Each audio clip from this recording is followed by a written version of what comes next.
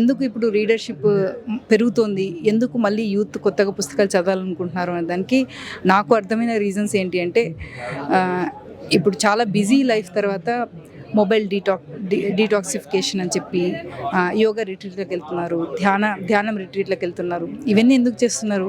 కొంచెం face of లైఫ్ని slow down చేసుకోవడానికి, ఆ constant dopamine rush through social media దాన్ని తగ్గించుకోవడానికి, ఇలాంటి వాటి కోసం చేస్తున్నారు.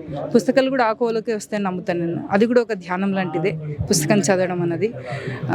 కొంచెం లైఫ్ పేస్ని స్లో డౌన్ చేసుకోవడానికి, మెల్లగా పరిగెత్తకుండా కొంచెం మెల్లగా నడవడం కోసం పుస్తకాలు చదువుతున్నారని నా ఉద్దేశం. అది చాలా చిన్న వయసులోనే మొదలు పెడుతున్నారు ఇప్పుడు చాలామంది పిల్లలు. బికాజ్ వాళ్ళే ఇంకా ఎక్కువ మొబైల్ యూసేజ్ ఉంది, వాళ్ళలోనే ఈ డోపమైన్ రష్ వల్ల డోపమైన్ అడిక్షన్ ఇవన్నీ ఎక్కువ అవడం వల్ల వాళ్ళే ఇంకా ఇప్పుడు స్లో డౌన్ చేసుకోవాలి లైఫ్ అన్న ఆలోచనలో ఉన్నారు.